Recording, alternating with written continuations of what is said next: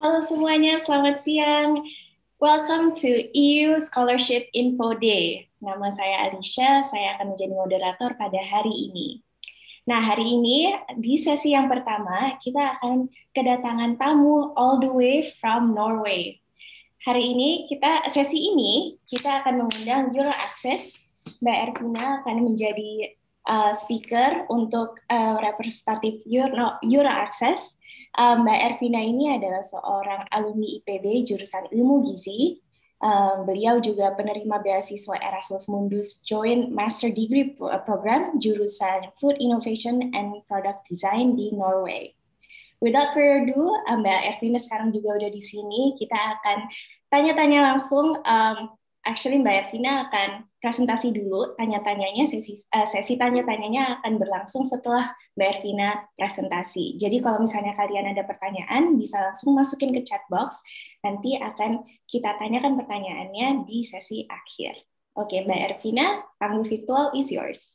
Oke, saya boleh sharing screen sekarang ya? Boleh, silahkan.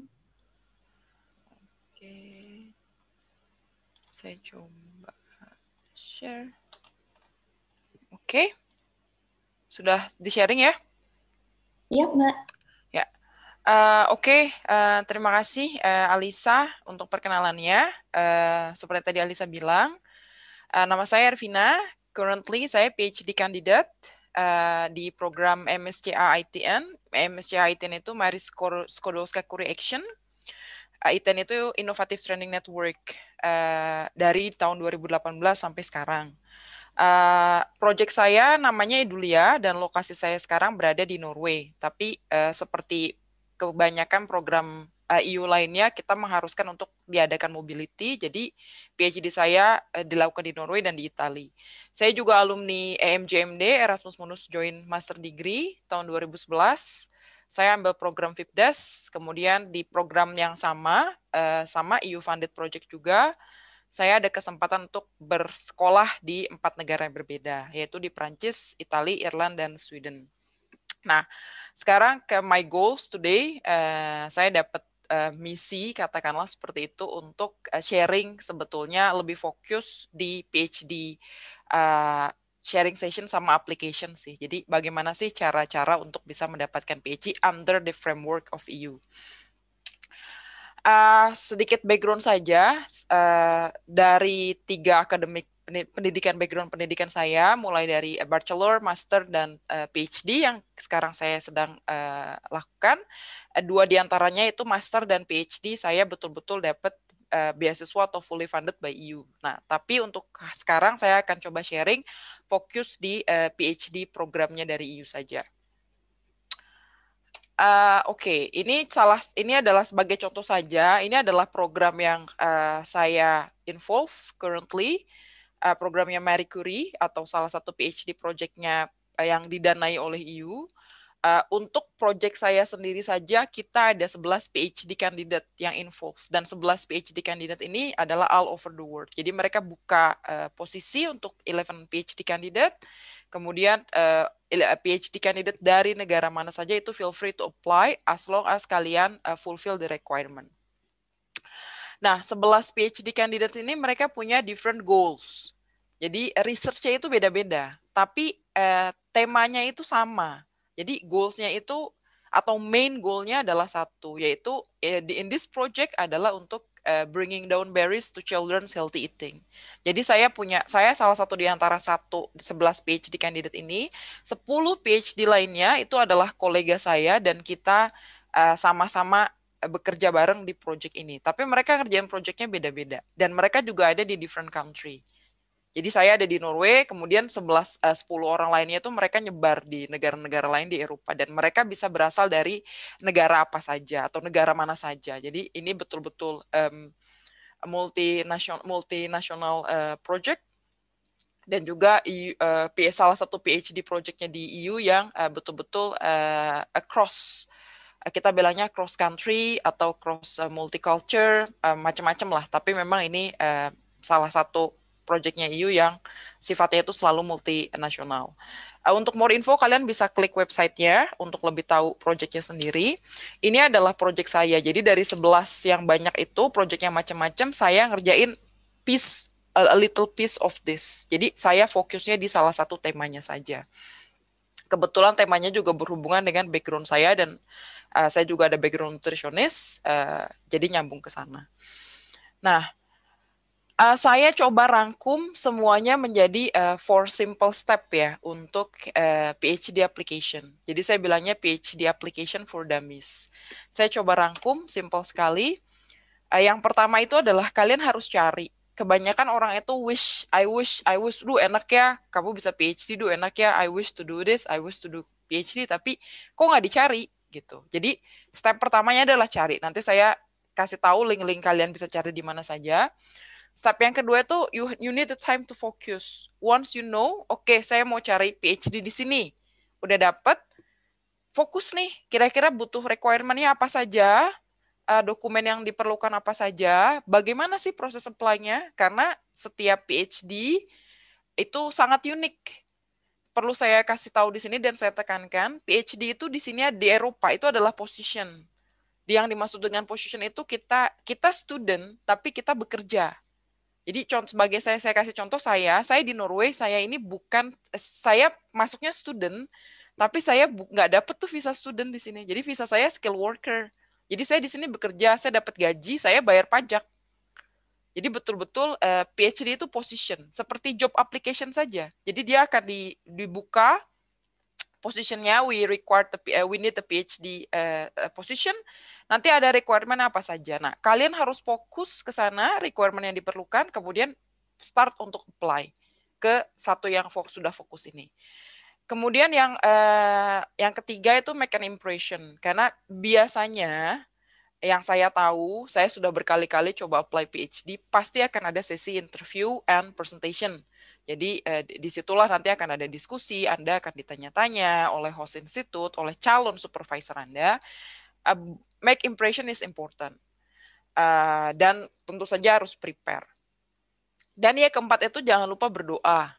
Kebetulan juga sekarang lagi bulan Ramadan ya, jadi saya pikir tidak akan ada hasilnya jika Anda sudah bekerja keras dan mengerjakan 3 step di atas, tapi kemudian step terakhirnya itu tidak dikerjakan. Jadi sepertinya ya antara hard work dan mental, apa ya, saya bilangnya mungkin spirit rohani lah ya, harus balance lah, jadi dua-duanya dapat. Nah, saya coba fokus satu-satu, saya coba kupas satu-satu ya. Jadi step yang pertama itu adalah cari. You have to search for it. If you only wish for it, nggak bakalan maju. Aduh, saya pengen PhD, tapi you never search for it. Jadi kalian search for it. Nyarinya di mana sih, Vin? Saya kok nggak pernah dapet ya info-info yang tepat, info yang akurat. Salah satu portal yang saya sangat rekomendasikan adalah Euraccess. Kebetulan PhD saya yang sekarang dan PhD yang sebelumnya pernah saya apply, saya selalu dapat dari sini. This is a most comprehensive, in my opinion, the most comprehensive, let's say, informations from the EU. Jadi dia betul-betul bridge antara EU dan ASEAN. Jadinya namanya Euraccess. Jadi kalian bisa masuk ke WPC Euraccess, nanti saya bisa chat di box. Kemudian cukup enter keywords-nya aja, what keywords that you want. For example, di bidang saya, I'm interested in health and nutrition. Kalian cukup ketik health and nutrition.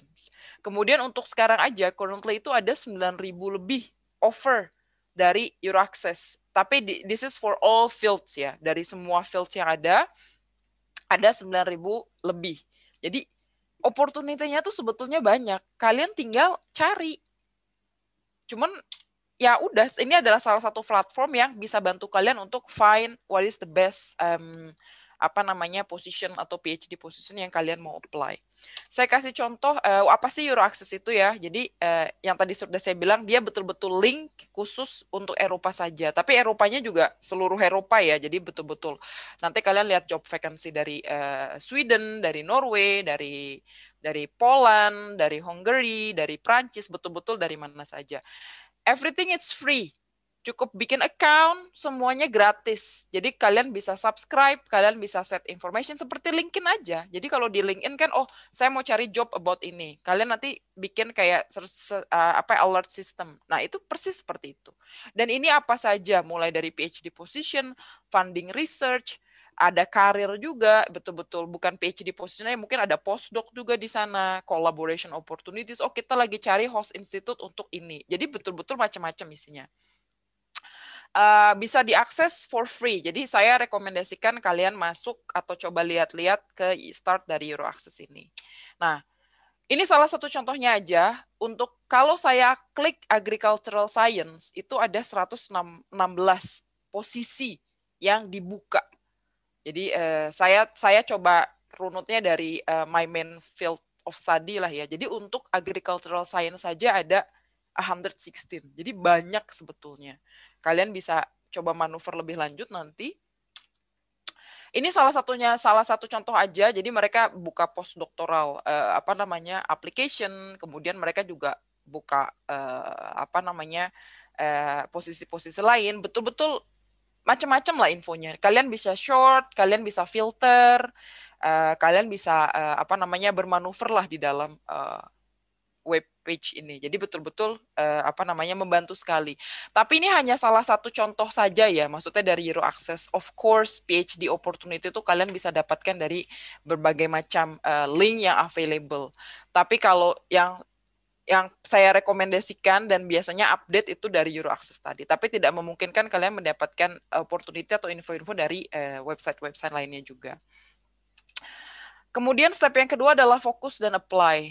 Biasanya dilihat udah tahu nih, oke, you finish step 1. Udah tahu, oh I'm interested in this 3, 1 2 3. Kalian list.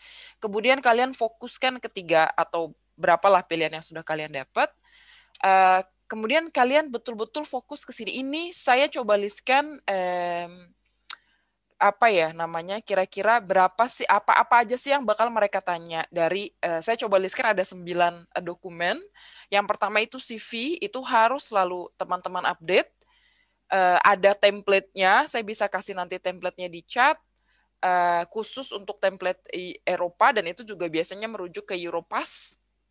Cover letter, menjelaskan kenapa Anda apply di program ini, apa untungnya untuk Anda, what will be your contribution. Banyak juga available all the examples dari internet, kalian bisa coba lihat. Kemudian khusus untuk PhD biasanya akan diminta project research summary. Tidak panjang, bukan proposal, biasanya 3 to 5 pages. Tapi ini betul-betul depend on the PhD project-nya. Jadi depend on supervisor, calon supervisor Anda yang depend on the project-nya. Butuhnya apa sih? Contoh, mungkin kalau project-nya arsitektur, mereka bisa minta lihat dulu, coba dong gue mau minta desainnya. Jadi beda-beda.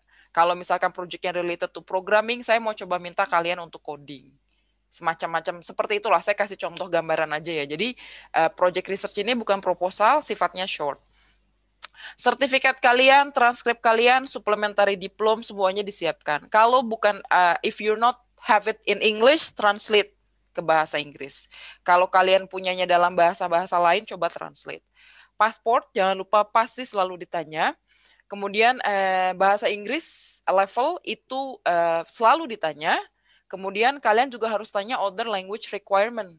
Sebagai contoh beberapa PhD, karena kalian akan stay di certain country, mereka biasanya minta tuh, saya minta A2 Italian level, saya minta A2 Norwegian Scandinavian language misalkan. Jadi betul-betul depends on the project. Kira-kira diminta language requirement enggak? Tapi kebanyakan sih enggak kalau untuk PhD. Recommendation letter tergantung, kadang-kadang dimintanya 1 atau 2 dari whoever yang kalian percaya bisa memberikan good recommendation for you. Publication tidak harus selalu ada, kalau ada laporkan, kalau tidak ada tidak masalah. Jadi publication ini related ke program PhD yang akan kalian apply. Kemudian yang terakhir itu specific forms or other documents, itu betul-betul tergantung dari project-nya. Apakah ada form yang harus diisi, atau kalian diminta untuk bikin essay, kalian diminta untuk bikin presentasi, kalian seperti saya contoh tadi, kalian diminta buat contohnya desain, kalau related ke arsitek, kalau related ke culture and dance, dicoba bikin video choreographer kayak gitu. Jadi betul-betul depends on the project, dan S3 itu kan spesifik banget ya.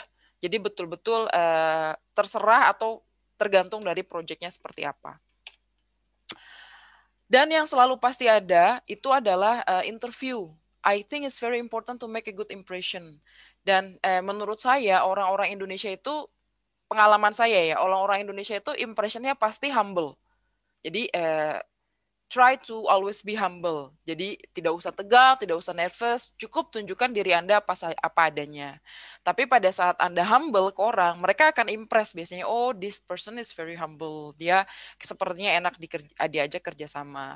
Dan yang paling penting kalau Anda punya multicultural background, jadi biasanya tuh ditanya, dan pertanyaannya juga seputar itu saja sih. Jadi kenapa Anda interested to join this project? Kenapa kok Anda mau pindah ke negara ini? What will be interesting for you? What will be benefit for you? Kemudian did your background will be support you? Pertanyaannya seputar itu saja lah. Kemudian nanti bisa akan merambah sedikit-sedikit ke private. Misalkan, oh is it okay? For example, seperti pertanyaan untuk yang sudah menikah, oh is it okay for you kalau kalian pindah ke Eropa, let's say kalau kalian pindah ke Perancis misalkan untuk for a moment, kemudian kalian pisah dulu sama anak and so on dalam konteks PhD research ya atau PhD application. Jadi menurut saya, dan prepare biasanya akan diminta presentasi. Prepare presentasinya yang oke, yang bagus, latihan terlebih dahulu, jangan nervous. Saya yakin kalau kalian stay humble, dilihatlah sebagai salah satu kandidat, kalian pasti dilihat. Kemudian yang terakhir itu pray and ask for the best. Menurut saya pengalaman saya ya, saya apply PhD itu nggak cuma 1-2 kali. Jadi saya apply berkali-kali untuk PhD saya, dan saya baru dapat PhD posisi yang sekarang itu setelah 4 atau 5 kali apply. 4, dan yang kelima saya rasa ini saya baru dapat PhD yang sekarang. Nah, kalau kalian baru sekali kemudian nggak dapat, 2 kali nggak dapat, ya jangan patah semangat. Jadi terus saja, dan yang seperti saya bilang tadi, semakin PhD itu kan semakin spesifik ya. Jadi mungkin kalau kalian nggak dapat PhD position yang ini, it's because you're not really fit into the project. Karena biasanya PhD program atau PhD project itu betul-betul narrowing sekali. Dia betul-betul cari orang yang bisa skill ini, skill ini, skill ini, skill ini. Jadi kalau Anda nggak dapat di posisi itu, mungkin you not have enough requirement for this skill. Jadi mungkin kalian harus, oh mungkin ini kurang cocok buat saya, coba saya cari PhD posisi yang lain. Itu untuk PhD saya apply mungkin four times saya fail. Untuk master saya itu lebih banyak lagi. Jadi jangan patah semangat. The more specific research topic yang kalian memang interest, the more chance kamu dapat. Jadi kalau beda sama master, kalau master kalian masih bisa belok-belok jurusan. Oh saya S1 di sini, S2-nya mau di sini. Tapi kalau PhD, sepengalaman saya, mereka betul-betul lihat kamu lulusan apa, punya pengalaman di bidang apa, kamu punya skill di mana, kemudian kamu masuk ke program ini mau skill apa yang akan kamu develop, dan apa benefitnya untuk skill-skill yang sudah kamu punya sebelumnya, atau skill-skill yang kamu sudah punya sebelumnya ini, what they can support you in this project. Jadi betul-betul spesifik banget projectnya. Mungkin yes, sisanya berdoa dan good luck untuk yang mau coba apply PhD di Europe. Seperti yang saya bilang tadi, kesempatannya banyak dan kalian bisa coba-coba. Yes, saya kembalikan ke Alisa. Thank you so much Mbak Ervina, penjelasannya lengkap dan udah ada steps-nya nih kalau misalnya mau daftar untuk PhD, kira-kira gambarannya seperti apa. Thank you Mbak Ervina. Sekarang aku ada pertanyaan nih Mbak. Yeah. Jadi Mbak Ervina mention tadi EuroAccess itu adalah platform untuk melihat kesempatan-kesempatan PhD yang tersedia, yang terbuka di Eropa. Selain sebagai platform tersebut, EuroAccess itu tuh fungsinya buat apa lagi sih Mbak Ervina? Macam-macam ya. Ini juga platform untuk network. Jadi saya bilang tadi ya, it's free. Jadi kalian bisa just log in, kemudian create a profile there. Saya punya salah satu teman yang dia bekerja di salah satu universitas di Indonesia, kemudian dia bisa dapat tuh koneksi dari kepakainya begini. Okay, we would like to make a proposals about the research. Kemudian saya punya PhD candidate yang, for example, kayaknya it's a good opportunity for my PhD candidate in Europe kalau mereka melakukan research atau studi visit ke Indonesia for 6 months.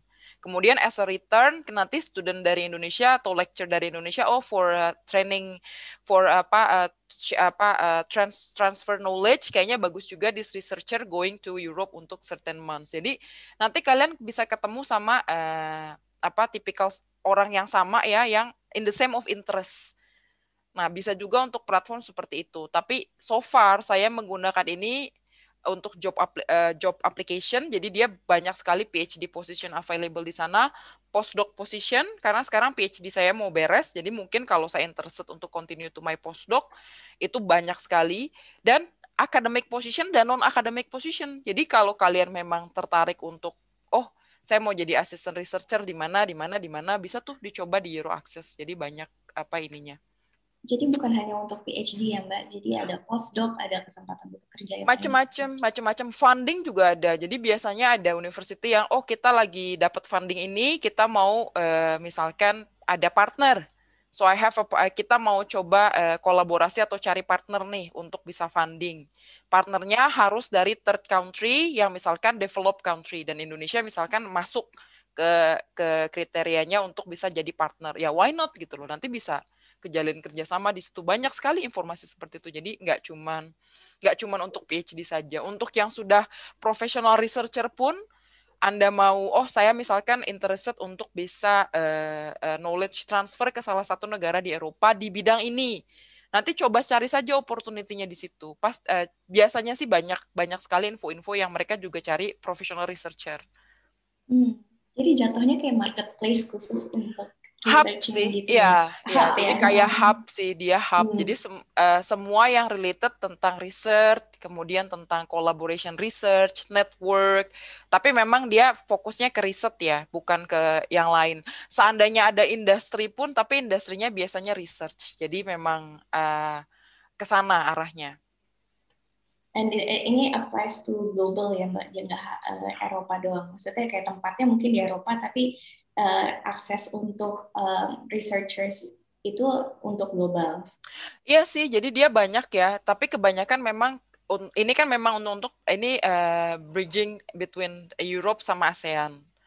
Biasanya semua job opportunity, collaboration itu yang di-post adalah dari host institute yang ada di Eropa. Tapi tidak memungkinkan mereka akan melibatkan third party, bisa dari Afrika. Jadi ada project misalkan salah satu namanya Innofood Afrika, itu betul-betul antara Eropa dengan Afrika. Misalkan ada dari negara lain yang atau dari Indonesia mau interested, dia bisa aja join. Gitu. Jadi memang hub lah ini. Gitu. Menarik. Alright, thank you so much, Mbak. Ini kan Mbak Ervina udah berapa lama di Norway, Mbak? Saya kalau di Norway dari 2018. Tapi ya jadi hampir 5 tahun ya? Hampir 3 tahun sih, 3 tahunan. 3 tahun. Tapi sebelumnya saya memang karena ikutan EMJMD juga, jadi sebelumnya sempat tinggal di Eropa juga untuk 2 tahun untuk my master. Gimana tuh Mbak adaptasi di negara yang sangat-sangat dingin, kulturnya jauh berbeda dari Indonesia? Ada struggle atau ada enjoyment yang tersendiri nggak? So far saya sudah hidup di berbagai negara ya, dari program EU ini, master saya dari EU, sekarang juga PhD saya juga dari EU, didanai dari EU. Di antara semua negara yang saya pernah visit, saya study di sana, saya mungkin sempat riset di sana. Menurut saya Norway itu yang paling nyaman sih, karena memang di sini despite the weather and anything ya, kita memang nggak bisa. Sekarang sudah bulan Mei, tapi kayaknya di ruang masih dingin, jadi kita kalau keluar ya mungkin masih tetap pakai jaket yang segala macam. Tapi Norway itu salah satu negara yang paling aman dan paling mungkin karena rich country kali ya, jadi di sini memang kriminalitasnya rendah. Kemudian yang paling saya suka adalah riset di sini itu sangat diutamakan. Jadi sepertinya kalau riset itu, kalau Anda punya salah satu wish list untuk melakukan riset di bidang yang sangat Anda, that you passionate about, mereka biasanya akan support.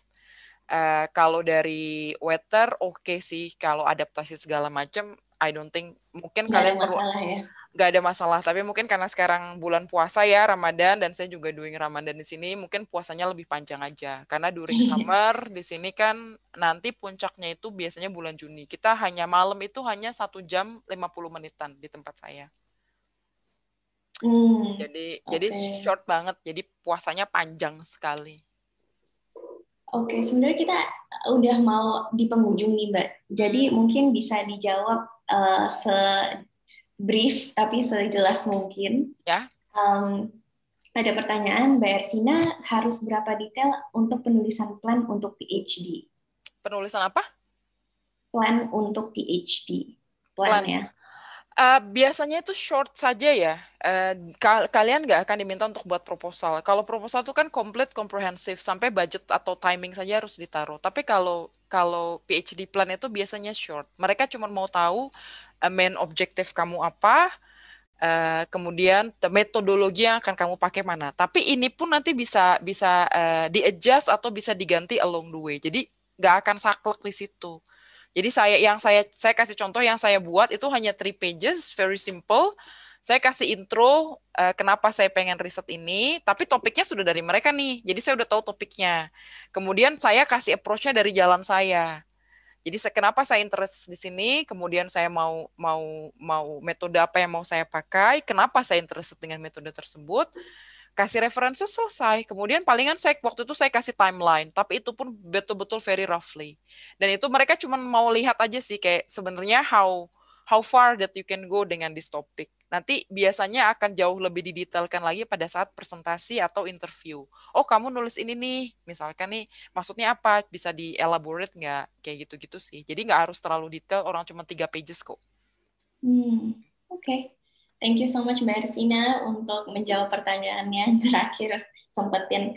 Oke, Ya, thank you ya Mbak. Semoga puasanya lancar, terima um, kasih. walaupun lebih lama daripada di Indonesia ya. Yes, Terima sama-sama. kasih Mbak Ervina waktunya.